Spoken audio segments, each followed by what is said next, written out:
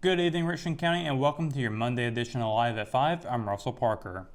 Two men from the Sunshine State are accused of stealing more than $32,000 in merchandise from a local jewelry store early Sunday morning. According to the Rockingham Police Department, officers responded to a call around 3:45 a.m. on July 10th to an alarm activation at Ayers Jewelry on Rockingham Road in Rockingham. When officers arrived, they reportedly saw a man running from the store and getting into a vehicle, which led police in a short pursuit. Investigators say when the car stopped, the driver jumped out and ran but was immediately apprehended. Police also arrested a passenger. Both men, 24-year-old Dale Louis Bennett II of Tallahassee, Florida, and 23-year-old Jonathan Morgan Flowers of Hollywood, Florida, are each charged with felony breaking and entering, larceny after breaking and entering, possession of burglary tools, fleeing to elude arrest with a motor vehicle, and injury to personal property. Each was booked into Rich County Jail under a $100,000 secured bond. They are scheduled to appear in court on July 28th. Drifting drivers returned to Rockingham Speedway over the weekend for MB Drift's second competitive round of the 2022 season. Unlike most motorsports, drifting doesn't just stop because of the rain, which fell for several hours as drivers qualified and moved their way through the competitive bracket. The RO will have a full story on the competition later. As a follow-up to the Richmond Observer's feature on Richmond Senior High School student athletes raising awareness and discussing mental health, the second part of the series focuses on the impact of local teachers, coaches, and counselors. Educators often wear several different hats inside and outside of the classroom as instructors, coaches, mentors, role models, and even mental health advocates. While public discussion and advocacy for mental health awareness has surged the last several months, head football coach Brian Till noted that it's not a new concept for coaches. When asked what he thought the biggest impact any coach at any level or with any sport can have on the wellness of student athletes' mental health, Till said fostering relationships is instrumental. Nikki Wells has been a guidance counselor for Richmond for the past 9 years, and prior to that she worked as a residential counselor and day treatment teacher in the mental health field for over 15 years. Wells feels one of the best ways to make high school students comfortable about addressing those needs is having an open conversation and having them understand the significance of mental health. The key to processing these challenging times in healthy ways for teenagers, Wells explained, is to ask a trusted adult for help, go see a therapist when needed, talk to a pediatrician, and know that they don't have to go through it in these times alone. Part of Wells' job as a guidance counselor is to provide Richmond students with resources to tackle these concerns. Other guidance counselors include Amanda Cipriani, Ricky Haley, and Christy Ransom. 28-year teaching veteran Susan Hudson's role as a teacher far surpassed the standard school day, and as she immerses herself in her students' interests and activities, all geared toward having a positive impact on their mental health. Hudson says she has anxiety and is very open about it with her students. She explains how she feels physically when she is struggling. She also talks about stress eating, how she is trying to do better by exercising, and that anxiety and depression affect everyone differently. Hudson said one of the reasons she loves being involved with clubs and extracurricular activities is that's where she really gets to know the students and see their skills in action. She helps them develop leadership skills or discover a passion for serving. Hudson believes it is helpful for students to find something they love at school and pour themselves into it. When we return, we've got your Live at 5 weather report. It's coming up after the break, so stay tuned. Hometown heroes? Well, maybe. When it comes to backyard comfort and no pesky mosquitoes, call Brown Termite and Pest Control at 910-895-6410 or 910-276-8870. Their team of superheroes can take back control of your paradise. That's 910-895-6410 today.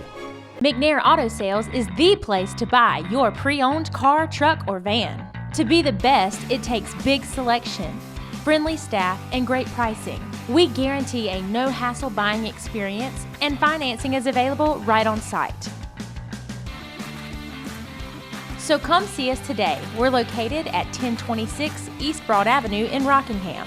And remember, with over 40 years of experience, you know McNair is the name you can trust. JC's in Rockingham has you covered for used appliances, parts, trailers, and storage. We have one of the largest selections of reconditioned washers, dryers, and refrigerators in the Sand Hills, and we offer free delivery to residents inside Richmond County. Come check out our variety of trailers for any hauling job and our storage buildings for the things you need out of the weather or house. We also carry parts and accessories for appliances, trailers, truck beds, and can order the things you need. That's JC's on South Hancock Street in Rockingham.